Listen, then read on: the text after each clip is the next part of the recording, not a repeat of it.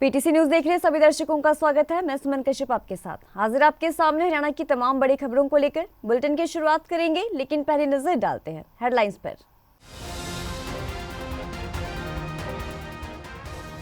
हरियाणा विधानसभा सत्र का आज तीसरा दिन कई महत्वपूर्ण बिल पेश किए जाएंगे और जुडिशियल मजिस्ट्रेटों की शक्ति बढ़ाने वाला विधेयक होगा पेश।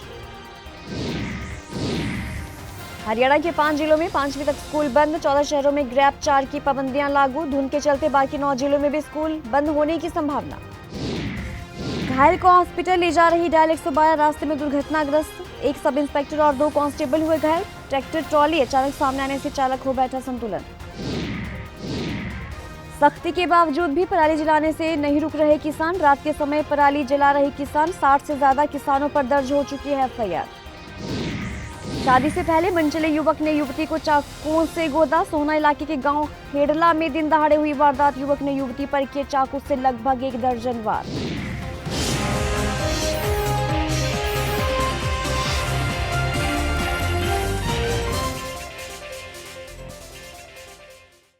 और अब खबरें विस्तार से।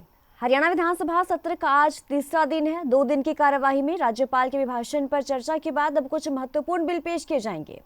सबसे अहम विधेयक भारतीय नागरिक सुरक्षा संहिता विधेयक 2024 रहने वाला और इस विधेयक से सूबे के 22 जिलों और प्रदेश के करीब 3 दर्जन उपमंडलों में स्थापित जुडिशियल क्रिमिनल केसों में जुर्माना लगाने की शक्ति में बढ़ोतरी 10 गुना हो जाएगी। मौजूदा 15वीं हरियाणा विधानसभा के चल रहे पहले सेशन में प्रदेश के मुख्यमंत्री नायब सिंह सैनी सदन में अन्य 4 विधेयक पेश करेंगे। हरियाणा में घने कोहरे और धुंध के चलते 5 जिलों के प्राइमरी स्कूलों को बंद करने के आदेश जो है वो जारी हो गए हैं। तो इन जिलों में रोहतक, सोनीपत, नूंह, झज्जर और पानीपत शामिल हैं। ये जिले दिल्ली एनसीआर में आते हैं। हरियाणा के 14 जिले दिल्ली एनसीआर में आते हैं। इन जिलों में ग्रैप 4 लागू किया गया है। धुंध की स्थिति को देखते हुए बाकी 9 जिलों में भी स्कूल बंद होने की संभावना जो है वो जताई गई है। तो इसके अलावा दिल्ली एनसीआर में आने वाले प्रदेश के जिलों में एयर क्वालिटी इंडेक्स भी काफी खराब हो चली है। इनमें सबसे बुरी स्थिति जो है वो गुरुग्राम की है। गुरुग्राम में आज सुबह एयर क्वालिटी इंडेक्स जो है वो 576 रहा और काफी खतरनाक माना जा रहा है। जी हाँ, जो एयर क्वालिटी इंडेक्स है ये 576 है। और इसके अलावा भी हरियाणा के कुछ शहरों में हवा की स्थिति चिंताजनक है। इधर प्रदेश के कई जिलों में धुंध और धुएं के चलते स्मॉग की स्थिति बनी हुई है। इससे विजिबिलिटी दोपहर तक 50 से 100 मीटर के बीच पहुंच चुकी है। सड़कों पर चलने के लिए दिन में वाहनों को लाइट जलानी पड़ती है। तो वहीं दिन के औसत तापमान में 4.4 डिग्री की गिरावट जो है वो दर्ज की गई है। हिसार जिले के गढ़ी गांव के नजदीक हुए एक सड़क हादसे में घायल को हांसी के नागरिक अस्पताल में ले जा रही डायल 112 गाड़ी अस्पताल पहुंचने से पहले दुर्घटनाग्रस्त हो गई। जानकारी के अनुसार सोरखी चौकी को एक सूचना मिली कि गढ़ी गांव के नजदीक दुर्घटना हो गई और एक व्यक्ति की मौत हो गई और एक घायल हो गया। तो डायल 112 मौके पर पहुंची और घायल व्यक्ति को हांसी के सामान्य अस्पताल पहुंचने के लिए चल पड़ी। हांसी पहुंचने से पहले एक रेस्टोरेंट के पास ट्रैक्टर ट्रॉली अचानक सामने जाने से गाड़ी चालक का संतुलन बिगड़ गया और डिवाइडर से टकराते हुए रेलिंग के साथ गाड़ी की टक्कर हो गई, जिसमें एक सब इंस्पेक्टर और 2 कांस्टेबल घायल हो गए। थाना बास के एरिया में एक इवेंट आया था। एक सूचना ERB 305 को मिली थी कि एक रोड एक्सीडेंट हो गया, एक बाइक की और कार की टक्कर हो गई है। तो वहाँ पे ERB मौके पहुंची तो एक तो वहाँ डेड हो लिया था और एक की हालत कुछ ठीक थी। तो इन्होंने जल्दी से वो वेट नहीं कराया और अपनी ERB में ही दोनों को ये लेके चलने लगे। तो इसके बाद रास्ते में ये आ रहे थे तो एक हाईवे पे ही एक ट्रैक्टर वाला टोचन कर रहा था, उसने थोड़ी साइड दबा दी और गलत साइड दबा दी और उसकी वजह से ERB भिड़ गई। तो अभी हमारे जो पुलिस वाले हैं इनको हल्की चोट आई है, थोड़ी ERB भी डैमेज हुई है और हम उसको जो पहले घायल था उसको भी रेफर कर दिया, जो बास थाने में उसकी प्रक्रिया चल रही है। जो एक्सीडेंट कार इसका हुआ था ये अभी खतरे से ठीक है, हमारे पुलिस वाले सब ठीक। ये एक तो घायल था, उनको लेके आ रहे थे जो बाइक के साथ जिनका हुआ था। ERB में कितने लोग थे सर? ERB में 3 लोग थे। तो अभी खतरे की ना अब ERB हमारी डैमेज हुई है, वो उसकी ट्रैक्टर वाले की गलती की वजह से उसका पता लगा रहे हैं वो कौन था और इनका भी चोट आई है, उनका इलाज कर रहे हैं और डॉक्टर को मिलकर। तो देखिए, हरियाणा में पराली जलाने का सिलसिला लगातार जारी है। रात के समय का फायदा उठाकर पराली किसान जला रहे हैं। रात के समय का प्रदूषण सुबह लोगों को सांस लेने में परेशानी हो रही है। बुआई की जल्दबाजी को लेकर किसान पराली जला रहे हैं और किसानों से पराली जलाने पर 2 लाख से ज्यादा का जुर्माना वसूला जा चुका है। 60 से ज्यादा किसानों के ऊपर FIR भी दर्ज की जा चुकी है। डबल बर्निंग के जींद में अब तक 112 AFL आई थी हर्षक के द्वारा। उनमें से 92 AFL में फायर फाउंड मिली थी और 20 AFL में फायर नोट फाउंड मिली थी। उनका जो प्रभावित एरिया था AFL का वो 117 एकड़ के लगभग है अब तक। उसमें हमने जो सभी को नोटिस निकाल दिए हैं, सभी की FIR कर दी हैं और सभी की रेड एंट्री भी मेरी उसमें MFMB भी हमने अपडेट कर दी है पोर्टल पे। अब तक 121 रेड एंट्री हो चुकी हैं और 88 FIR हमारी दर्ज हो चुकी हैं। बाकी FIR जो परसों की थी वो अंडर प्रोसेस हैं और 1,95,000 हमारा अब तक हमने फाइन उनको रिकवर कर लिया है ऑफेंडर से। तो ज्यादा मामले सर कौन सी साइड से आ रहे हैं? ये नरवाना के सबसे ज्यादा अब तक 62 मामले हैं। उनमें से 53 मामले फायर फाउंड के हैं और 9 मामले नोट फाउंड के हैं। उसके बाद उसके अड़ेवा में 11 मामले आए हैं और उचाना में 11 मामले आए हैं। उसके बाद जींद, जुलाना और पिलुखड़ा में 8 और 6 मामले आए हैं। तो किसान के ऊपर रात को भी ज्यादा मामले सामने आ रहे हैं? देखो, हरसेक जो वो सैटेलाइट का जो डाटा हमारे पास आता है वो सुबह 11 बजे से लेकर शाम तक कवर करता है। उसके बाद हमारी जो टास्क फोर्स कमेटी है वो भी फील्ड में रहती है। निरंतर हम मॉनिटरिंग कर रहे हैं, तो जितने भी आगजनी के मामले आते हैं हम उनके ऊपर तुरंत जो हमारा एक्शन है वो ले रहे हैं। गुरुग्राम के सोहाना विधानसभा के गांव खेड़ला में एक सनसनीखेज मामला सामने आया है। यहाँ पर 26 वर्षीय एक युवक ने 20 वर्षीय युवती पर ताबड़तोड़ चाकू से एक के बाद एक दर्जन भर से ज्यादा वार कर गंभीर रूप से उसे घायल कर दिया। गांव के लोगों ने हमले में घायल युवती को बादशाहपुर के एक निजी हॉस्पिटल में दाखिल करवाया है, जहां उसकी हालत चिंताजनक बताई जा रही है। तो वहीं ग्रामीणों ने आरोपी को पकड़कर पुलिस के हवाले कर दिया। दरअसल मामला जो है वो सोहाना के गांव खेड़ला में उस समय घटित हुआ जब मोनू पीड़िता से मिलने पहुंचा और बताया ये भी जा रहा है कि मोनू और पीड़िता के बीच कुछ समय से प्रेम प्रसंग चल रहा था, लेकिन पीड़िता के परिजनों ने उसकी शादी तय कर दी थी। 24 नवंबर को पीड़िता की शादी है और इसी को रुकवाने के लिए मोनू गाँव खेड़ला पहुंचा था, जहाँ उसने पीड़िता पर शादी तोड़ने और उसके साथ चलने का दबाव बनाया। सर अभी 24 तारीख को सिस्टर की शादी है, तो घर पे हम तो सब मार्केट गए हुए थे सामान लेने के लिए। तो घर पे सिस्टर अकेली थी, तो अपना कुछ सिलाई का कुछ धागा वागा लेने के लिए दुकान पे गई थी। तो जैसे ही घर वापस आई तो रास्ते में ही उनका घर पड़ता है।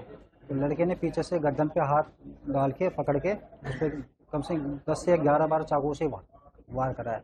और वहीं पे साथ में उसके घर वाले भी मौजूद थे उसी वारदात में। तो बड़ा भाई क्या नाम उसका देविंदर ने उनके घर वालों ने पकड़वा के देविंदर और उसमें सिस्टर को पूजा है, उन्होंने उसको वारदात में उस घटना को अंजाम दिलाया, उन्होंने उसकी हेल्प करी।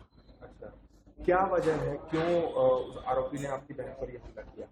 हमला क्या सर, 2 से 3 साल पहले ना, मतलब ऐसे ही लड़का मतलब कभी छत पे खड़ा होकर कमेंटबाजी करता था, देखा दाखी करता था, और कभी जैसे रास्ते में जाए तो रास्ते में कमेंटबाजी करता। तो इसके घर वालों को सिस्टर ने भी बताया और घर वालों ने इन्फॉर्म करा था कि भाई ऐसे ऐसे बात। तो घर वालों ने कहा ठीक है हम इसको समझा देंगे। बीच में फिर एक बार इन्होंने फिर ऐसे ही मतलब हरकत करी थी, तो हमने इसकी फिर कंप्लेंट भी करी थी। सिस्टर ने हाँ पुलिस थाने में सोना कंप्लेंट भी करी थी। तो उन्होंने फिर इसके पापा वगैरह ने हाथ में जोड़ के ठीक है भाई आगे से गलती नहीं होगी, ऐसे हम मौजूद हैं और हम गवाह हैं इस चीज़ के, तो तब राजीनामा हो। तो अब पीछे से अब जब आज इस घटना को फिर दोबारा इसने लड़के ने और इसके परिवार वालों ने मिलकर इसको अंजाम दिया। जैसे कि हमारी सिस्टर अभी बताया था छोटे भाई ने क्या कि वो सिलाई के लिए वो रील धागे लेने गई थी, तो उन्होंने क्या है कि पीछे से जैसे एक दुकान से नहीं मिला था तो उसी दुकान से वो लेकर आई थी। तो वो दूसरी गली में जैसे निकल के आई थी उनके घर के सामने से, तो उनके क्या है कि उनके घर वालों ने पकड़वा के उसके साथ वारदात करवाई थी।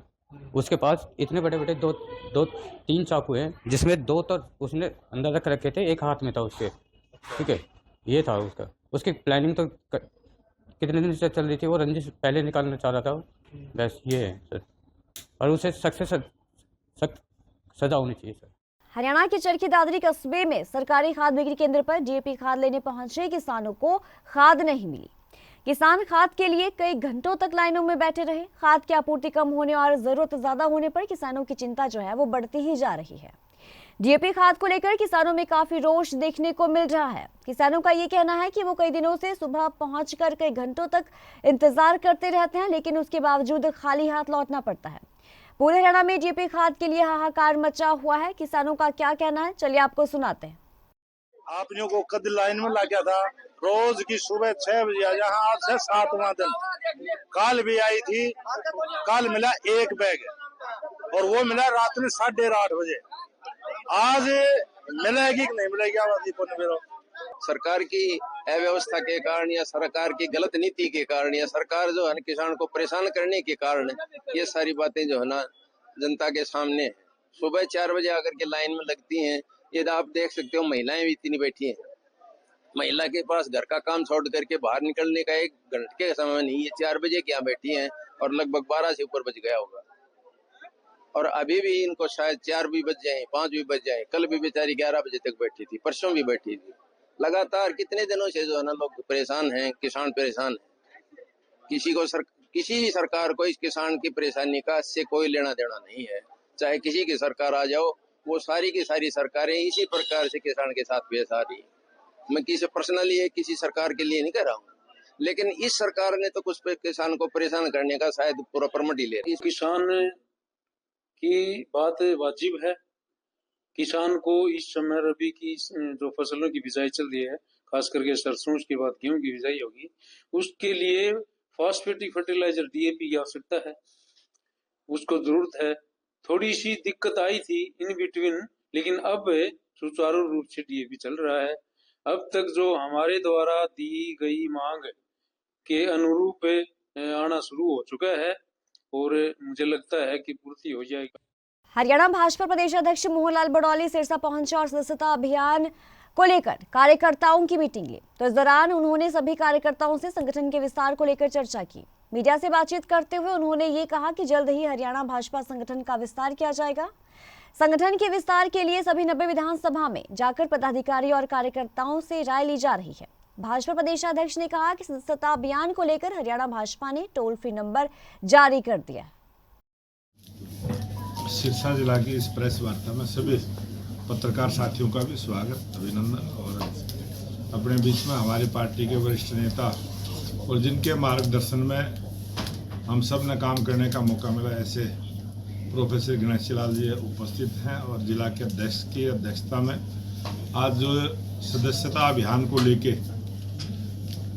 सिरसा जिले की बैठक, ये हमारा संगठन पर्व और संगठन पर्व में जो भारतीय जनता पार्टी की लोकतांत्रिक व्यवस्था है उसको मजबूत करते हुए 2024 में फिर 6 वर्ष के लिए भारतीय जनता पार्टी के सभी कार्यकर्ताओं को दोबारा से रिन्यू करने का काम और भारतीय जनता पार्टी में नए सदस्यों को सदस्य के रूप में मेंबर बनाने का अभियान पूरे देश में चला है। और 21 अक्टूबर से हरियाणा प्रदेश में भी, क्योंकि यहाँ विधानसभा के चुनाव थे, विधानसभा के चुनाव के बाद 21 अक्टूबर से हरियाणा में भी ये अभियान चला है।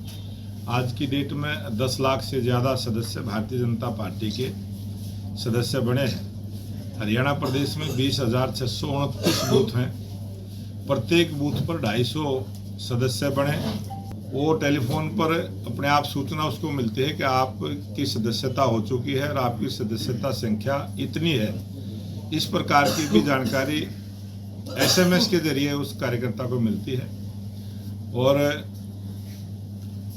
उसने अपना टेलीफोन नंबर डालने के बाद एक OTP आता है। OTP को भरने के बाद पूरा एक फॉर्मेट खुलता है, पूरा फार्म खुलता है और भारतीय जनता पार्टी का जो सदस्य बनता है उसकी पूरी जानकारी फोटो सहित और उसका पूरा एड्रेस, कौन सा जिला है, कौन सी विधानसभा है, कौन सा मंडल है, कौन सा बूथ है, पूरी जानकारी उस पर दर्ज होती है।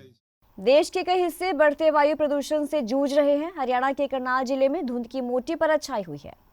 जिले में रविवार को शहर में दृश्यता जो है वो कम हो गई और पिछले 1 सप्ताह से न्यूनतम तापमान है वो लगातार गिरता जा रहा है। तो तापमान में गिरावट दर्ज की जा रही है और मौसम विशेषज्ञों के अनुसार 22 नवंबर तक ठंड और बढ़ेगी। तो वहीं अगले कुछ दिनों में कोहरा छाने की उम्मीद है।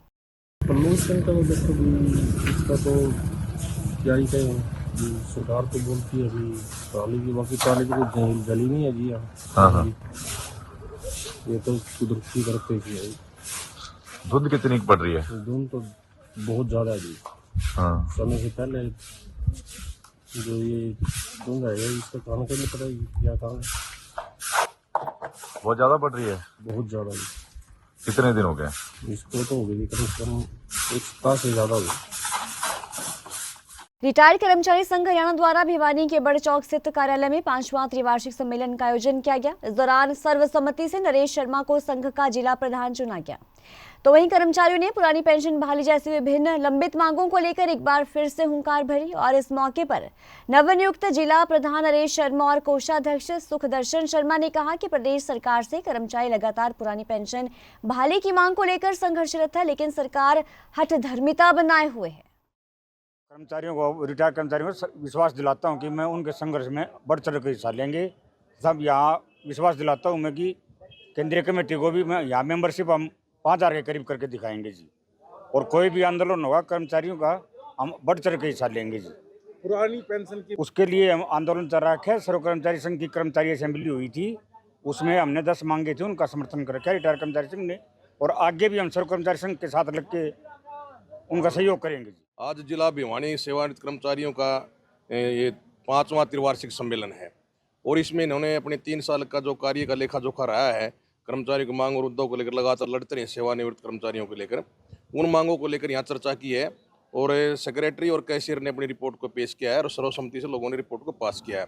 लगातार जो 3 साल का संघर्ष रहा है उसके ऊपर चर्चा की है।